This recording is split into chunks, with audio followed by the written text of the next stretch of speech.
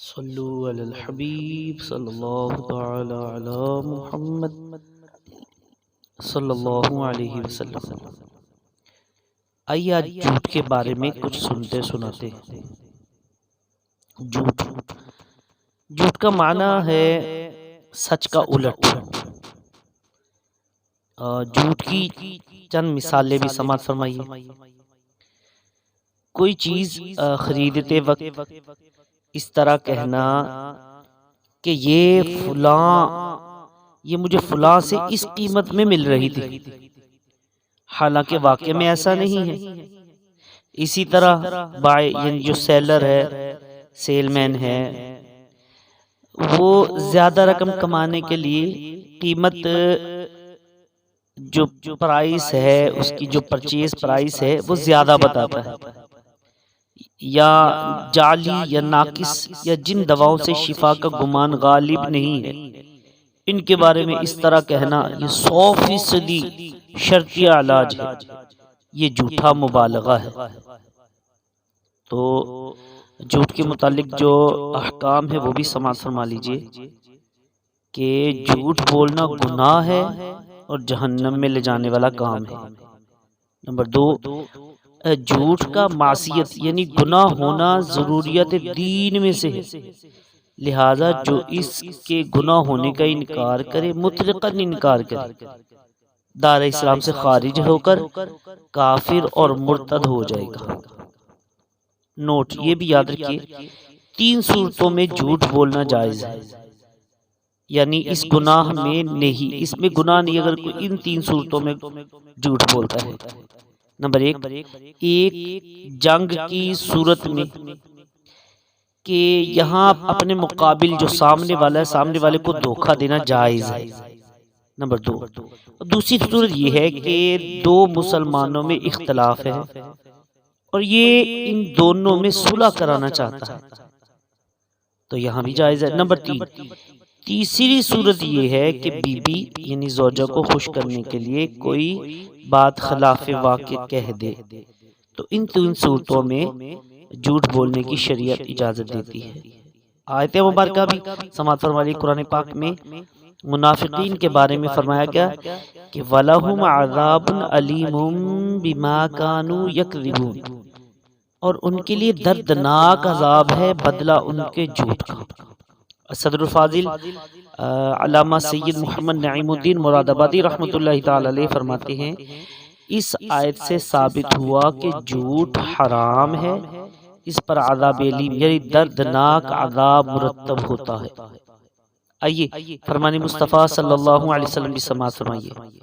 میرے اور آپ کے پیارے آقا صلی اللہ علیہ وسلم ارشاد فرماتے ہیں، جھوٹ سے بچو کیونکہ جھوٹ گناہ کی طرف لے جاتا ہے اور گناہ جہنم کا راستہ دکھاتا ہے، اور آدمی برابر جھوٹ بولتا رہتا ہے اور جھوٹ بولنے کی کوشش کرتا رہتا ہے، یہاں تک کہ اللہ پاک کے نزدیک کذاب یعنی بہت بڑا جھوٹا لکھ دیا جاتا ہے۔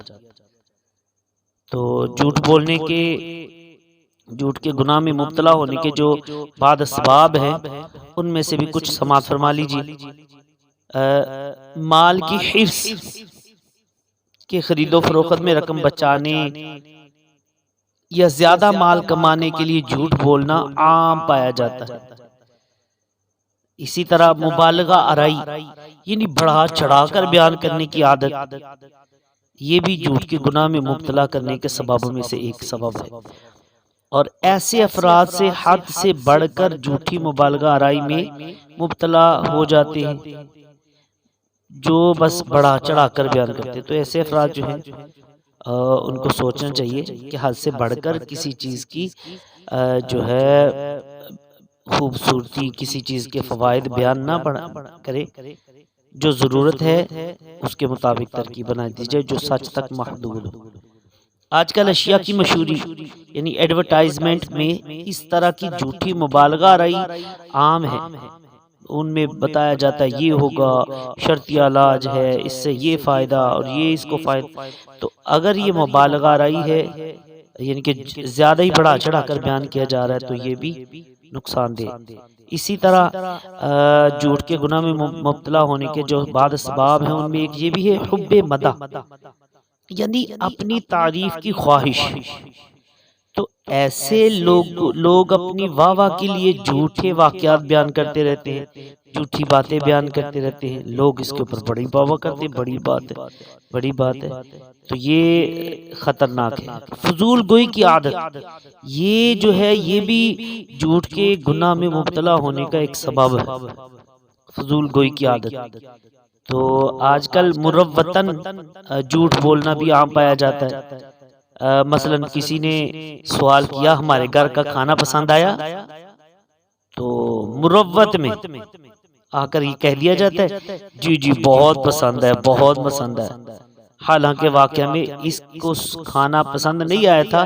تو یہ بھی جھوٹ ہوگا.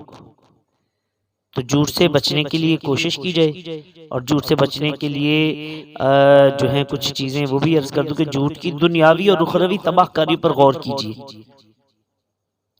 مثلا جھوٹے سے لوگ نفرت کرتے ہیں، اس پر اعتماد اٹھ جاتا ہے، اس پر لوگ اعتماد نہیں کرتے. تو اور جھوٹے پر لعنت کی گئی، الا لعنت اللہ علی الکاذبین. اور جھوٹا دوزخ میں کتے کی شکل میں بدل دیا جائے گا. اسی طرح غور و فکر کرتے رہنے سے انشاءاللہ عز و جل سچ بولنے اور جھوٹ سے بچنے کا ذہن بنے گا. اور صرف ضرورت کی بات کیجیے، اور بے جا بولتے رہنے کی عادت سے چھٹکارا حاصل کر لیجیے. مبالغہ کرنے کی عادت بھی ختم کیجیے، اور بولنے سے پہلے سوچنے کی عادت بنائیے. انشاءاللہ عز و جل دینی دنیاوی دونوں طرح سے فائدے ہوں گے. مزید اگر آپ اس کے بارے میں تفصیل جاننا چاہتے تو بہار مکتبۃ المدینہ کی جو مطبوعہ کتاب ہے بہار شریعت، اس کا حصہ 3 اور صفحہ نمبر 515 سے 519 تک کا مطالعہ کر لیجئے. اور امیر علیہ سنت کا رسالہ ہے جھوٹا چور، اس کا مطالعہ کیجئے. انشاءاللہ بہت ساری معلومات حاصل ہوں گی.